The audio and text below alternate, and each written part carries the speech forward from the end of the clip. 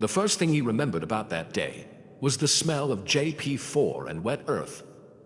It was still dark at the launch site in southern Laos when Staff Sergeant Tom Mack McAllister stepped out of the operations shack and walked toward the shadowed line of helicopters.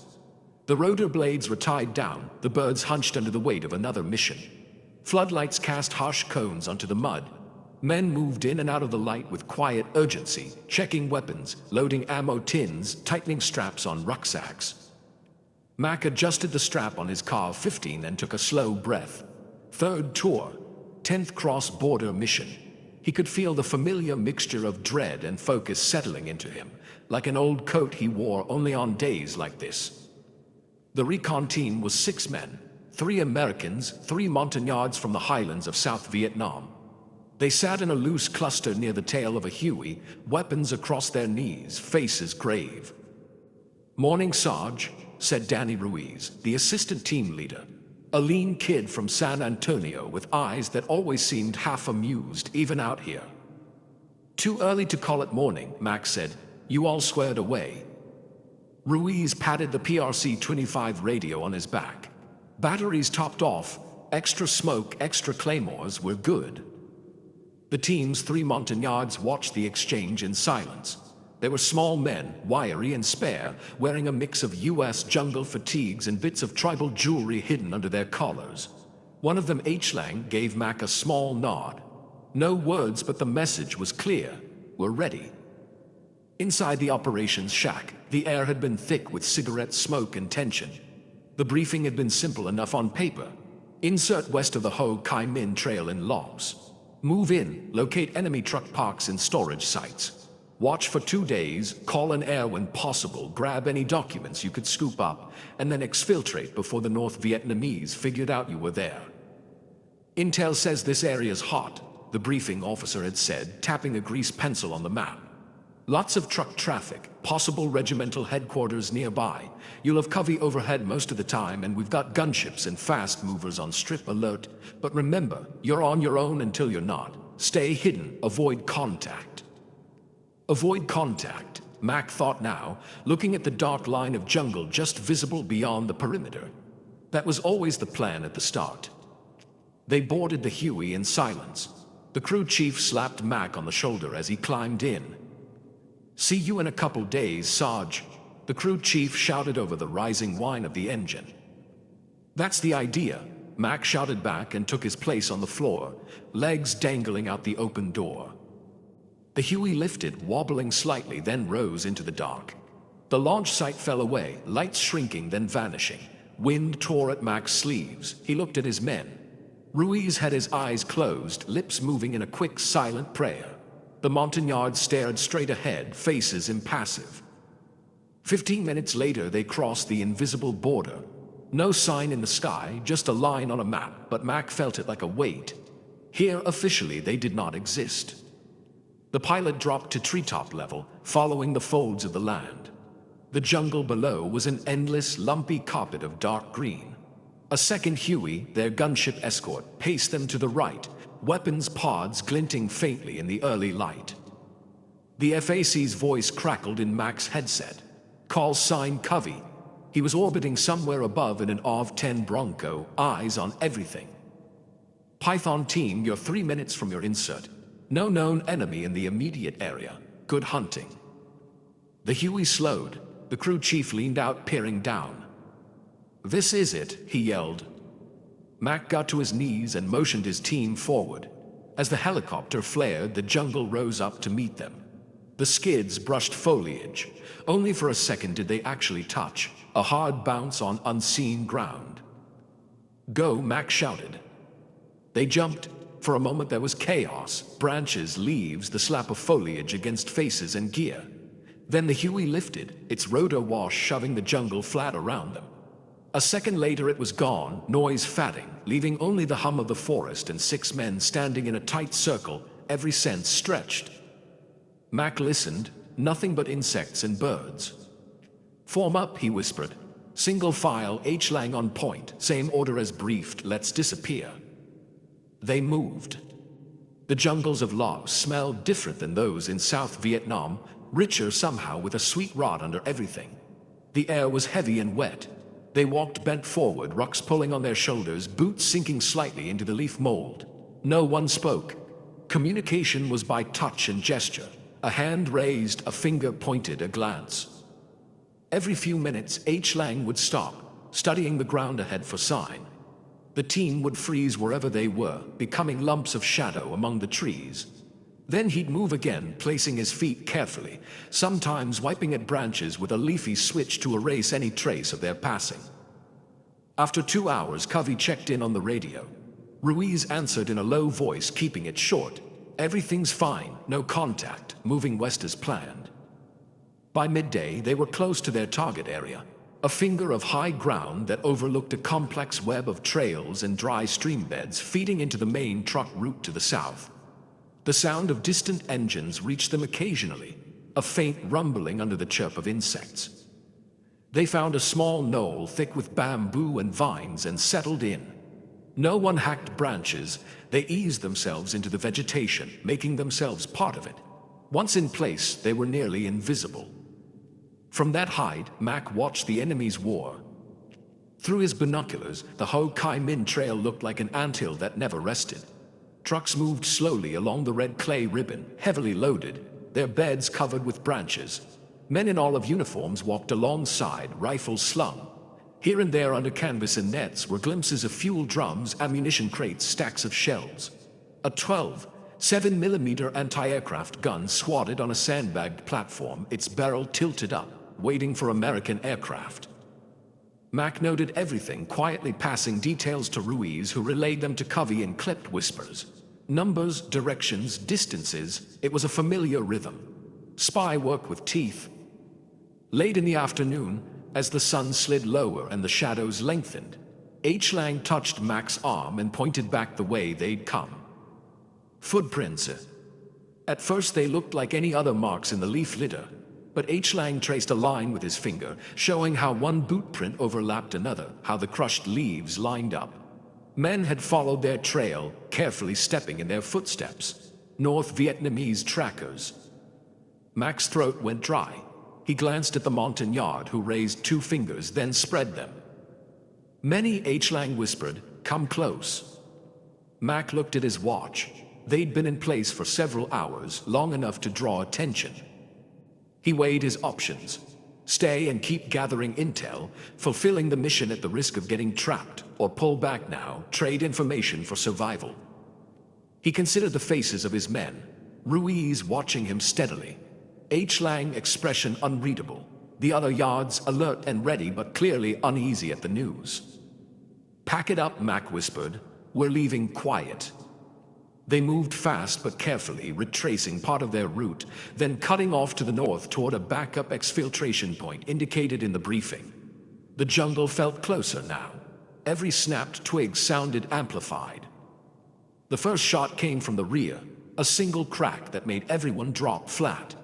A second later, automatic fire ripped through the trees above them, spraying leaves. They were in contact. Break right, Mack shouted, waving his arm. The team scrambled, rolling and crawling downslope, using the terrain for cover. Bullets chewed bark from trees. Someone cursed as a round smacked into a trunk inches from his head. Mack landed behind a fallen log, heart pounding. He popped up just enough to see dark shapes moving through the bush where they'd been moments before. At least a squad of NVA, advancing in bounds. They moved purposefully, not a random patrol stumbling through, but men who knew they were closing in on something. He grabbed the radio handset from Ruiz. Covey, this is Python, he hissed. We are in heavy contact. Enemy squad size at least, probably more. We're trying to break away, but we're getting pressed hard. Over. Covey's response was calm, professional. He sounded a world away, though he was somewhere above them. Roger, Python, recommend you disengage and move to the north. Gunships are en route, 3 minutes. Can you move? We're trying, Mack said, but they're on us. The NVA increased their fire. A grenade exploded nearby, showering them with dirt and leaves. One of the yards cried out and grabbed his leg, blood seeping between his fingers. Mack and Ruiz dragged him behind a broader tree, shoving a tourniquet above the wound. The volume of fire was growing. There were more enemies now, shadows flickering between trees, muzzle flashes like fireflies. Bullets snapped through the underbrush from multiple directions. The enemy was working around their flanks. Mack felt the situation tightening like a noose. T made the call. He pressed the radio button hard enough to whiten his knuckles. Covey, this is Python. Enemy strength increasing. We are in danger of being overrun. We are declaring Prairie Fire emergency. I say again, Prairie Fire emergency. There was a pause, then the FAC's voice came back, slightly different, the casual tone gone. Python Covey, Roger. Prairie Fire is approved. All assets available, hold what you've got. Gunships 2 minutes, fast movers 7. The words didn't change the reality on the ground. The NVA fire kept chewing at their little circle of safety. Mack yelled, spread out, 10 meters apart, make a perimeter. They did, each man crawling or scrambling to a spot where he could see and fire, where a single grenade wouldn't kill them all. The wounded yard lay in the middle, eyes clenched, breathing in harsh gasps as the tourniquet bit into his thigh. The first gunship screamed overhead, its rotor wash rattling the canopy. Rockets whooshed away, impacting with dull, heavy thuds in the jungle beyond their sight.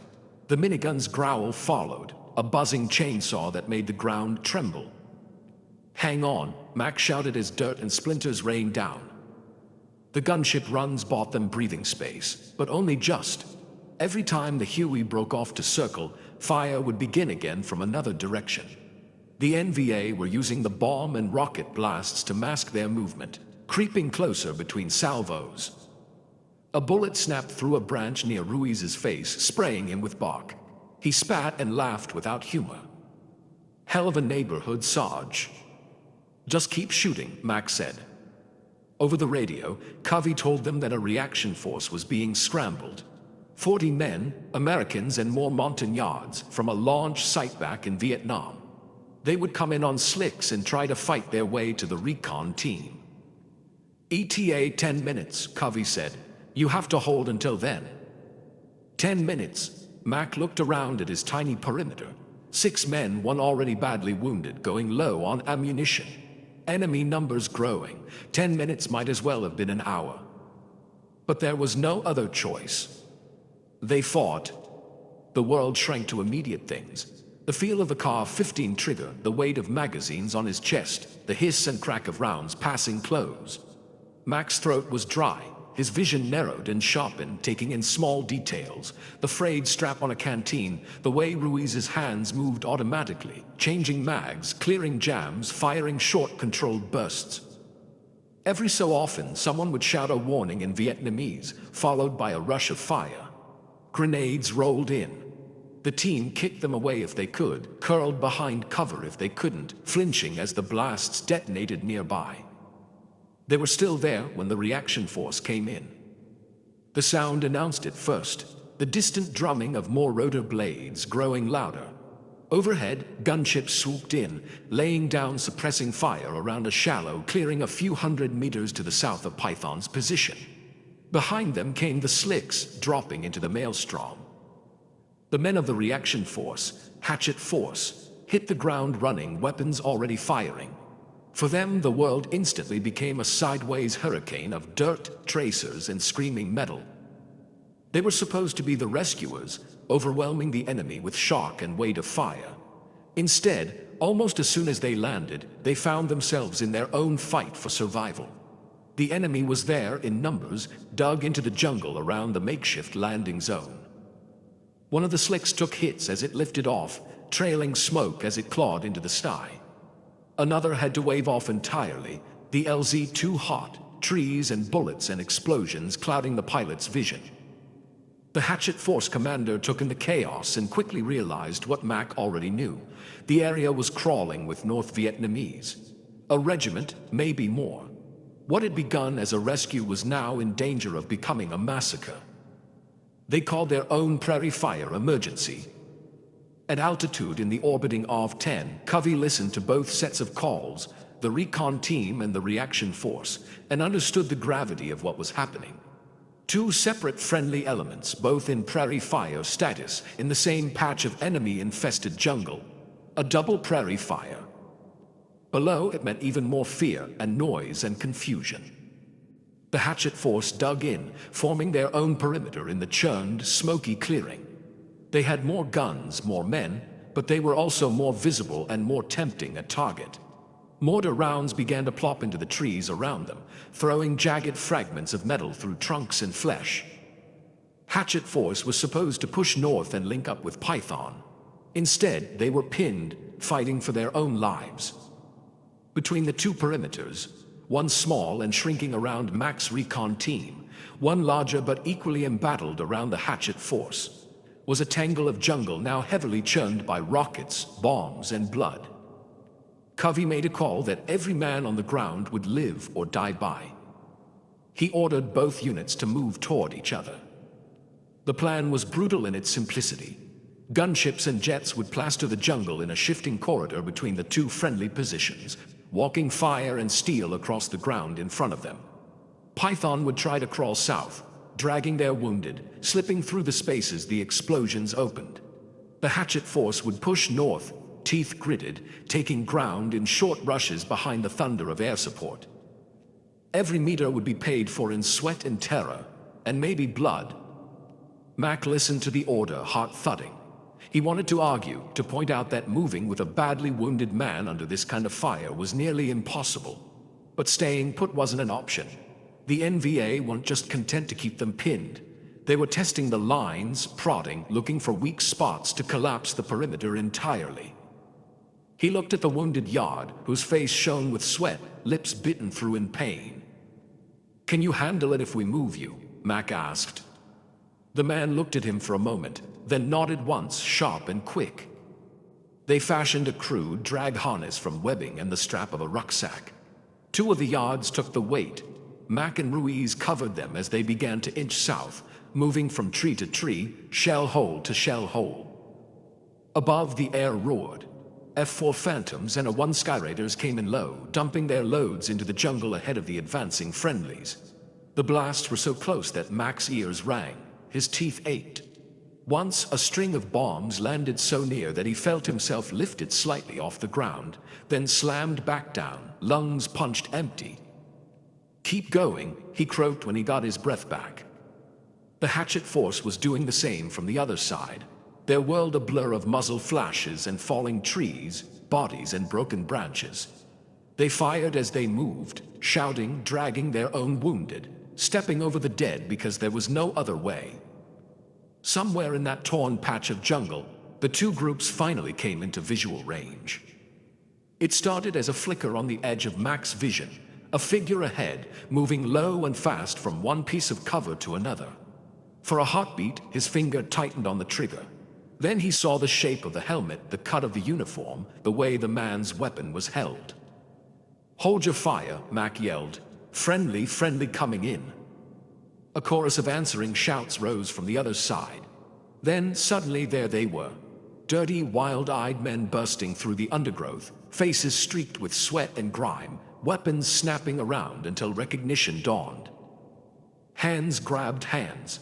Someone clapped Mack on the shoulder hard enough to make him stagger. "Good to see you, brother," the Hatchet Force commander said, grinning despite the chaos, despite the streak of blood on his cheek. "You picked a hell of a day for a walk in the woods," Mack replied. They didn't have time for more. The combined perimeter was still under heavy fire, but something fundamental had shifted. They were no longer two isolated pockets of resistance. They were one larger, tougher knot of men, harder to crush. Covey, hearing the news that they had linked up, immediately pushed for extraction. The problem was getting helicopters into that killing field again. Afternoon was shading into evening. Light was going. The NVA were not giving up. If anything, the sight of more Americans had galvanized them. If darkness fell with the team still on the ground, the odds of getting out dropped and the odds of being overrun climbed. Pilots volunteered to go in anyway. The first wave of slicks came in low, masked by gunships hammering the tree lines. The landing zone was barely worthy of the name. A scarred patch of ground where the Hatchet Force had first touched down, now churned by explosions and studded with shattered trunks. As the Hueys approached, every enemy gun in range opened up. Tracers climbed toward the incoming birds, long glowing threads in the smoky air. The helicopters pressed on, pilots hunched over their controls, crew chiefs leaning out to return fire with M60s. The first bird hit the ground, skids smashing into uneven earth. Men surged toward it, carrying the worst of the wounded first. There was no order, no chalk roster anymore, just a desperate understanding. Those who couldn't run would die if they didn't get on now. "Get him on, move," Mack shouted, pushing the leg-shot Montagnard into the arms of the door gunner. The man disappeared into the helicopter's shadowy interior. Another wounded soldier, this one from the Hatchet Force, was manhandled up next, his arm hanging mangled at his side. "Birds full," the crew chief yelled. "We're overweight." "Take off," Mack shouted back. "Just go." The Huey lurched as it tried to lift, wobbling under the load. For a terrifying second it seemed glued to the ground, rotor blades thrashing the air without effect. Then it clawed upward, tail dipping, bullets punching holes in its skin. It staggered into the air and began to crawl away, trailing a thin line of smoke. More slicks came in. More men were loaded, more wounded passed up like sacks of rice. Everyone moved with a frantic, almost mechanical speed, aware that every second on the ground increased the chance of a catastrophic hit. Mack refused to get on any of the first lifts. He stayed on the perimeter with the remaining Americans and yards, firing, shouting, pushing men forward when their turn came. The Hatchet Force commander did the same. Only when they'd gotten all the worst casualties and as many Montagnards as possible onto the departing birds did they begin to think about their own exit. "Next one, Sarge," Ruiz shouted over the shriek of engines and the hammer of gunfire. "We're running out of birds." Mack glanced at the sky. The light was nearly gone. The last wave of slicks was coming in, shadows against a darkening backdrop, gunships spitting fire above them to cover their approach. "Next one," he agreed. They fell back toward the landing zone in staggered bounds, each man covering the others. Bodies lay crumpled in the churned mud, NVA and friendly both. There was no time to check who was dead and who might still be clinging to life. The last Huey came in at a steep angle, almost dropping out of the sky. Its pilot flared hard at the last moment, smashing the skids into the ground. "This is it," someone yelled. "Last bird." The remaining men converged. There was shouting, jostling, but also a rough, fierce sense of order. Mack felt a hand on his back, shoving him forward. "Go," H. Lang shouted in broken English. "You with us," Mack snapped back. He grabbed the Montagnard by the vest and yanked him along. They crammed aboard. Men were packed on the floor in the doorways, hanging onto the skids. The helicopter sagged under the weight. "Too many," the pilot cried into his mic. "We're not getting off the ground like this." "Drop some gear," Mack shouted. "Dump it now." Rucksacks and ammo cans went over the side, thudding into the mud. Someone threw out a captured RPG launcher. The pilot tried again. The Huey shuddered, then slowly began to rise. Tracer fire laced up from the jungle, reaching for them. Bullets smacked into the fuselage with sickening dull thuds. A window shattered. A man near Mack jerked and went limp, blood spraying his chest and the floor. "Hold him," Mack yelled, grabbing the man's web gear as his body began to slide toward the open door. The Huey clawed higher. Trees fell away beneath them. The gunner leaned out and gave the jungle one last defiant burst of fire. Then suddenly they were clear. The light changed. The oppressive green closed beneath them, replaced by a broader view of the landscape, dark hills rolling away under a blood-red sky. The roar of the engines seemed to soften slightly, or maybe it was just that the constant crack of small arms had finally faded. Mack slumped back against the cabin wall, chest heaving. His hands shook. He could taste dust and cordite and something metallic on his tongue. He looked around. Ruiz sat opposite him, face streaked, eyes wide. Their gazes met. They both managed a tired, disbelieving grin. H. Lang sat on the floor between them, one hand pressed to a shallow cut on his arm, eyes distant. The wounded man they dragged lay on the deck, pale but breathing, his leg bandaged in a thick, bloody wrap of gauze and torn cloth. The helicopter flew east toward South Vietnam, toward a launch site where more medics and debriefers and paperwork waited. Over the intercom, the crew chief reported damage, holes in the fuselage, a cracked strut, fuel gauges lower than they should be. Overhead, Covey's OV-10 swung one last orbit, then turned for home. On the ground they'd left behind, the North Vietnamese moved through the jungle, counting their own dead, nursing their own wounds. The jungle would grow over the scars soon enough. The craters would fill with water and leaves. The battlefield would vanish from sight. But the tape of that day's radio calls would sit in a drawer, then in an archive, a hissy record of calm voices calling out coordinates and emergencies while the world tried to burn them alive. For Mack and his men, it wouldn't be a tape or a story. It would be flashes of the moment he decided to call Prairie Fire, of H. Lang's hand on his arm, of the unbelievable sight of friendly faces appearing through the smoke. Later, years later, maybe he would hear the recording, the clipped tones of Covey, the flat delivery of his own voice as he described being in danger of being overrun, the announcement of a double Prairie Fire. It would sound like someone else, someone impossibly calm. He would know better. He'd remember how his heart had hammered, how his hands had shaken, how the jungle had seemed to close in on all sides. He'd remember the smell of JP4 and wet earth, and the moment the last Huey finally clawed its way free of the trees, full of men who by all rights should have died in Laos that day, January 1971.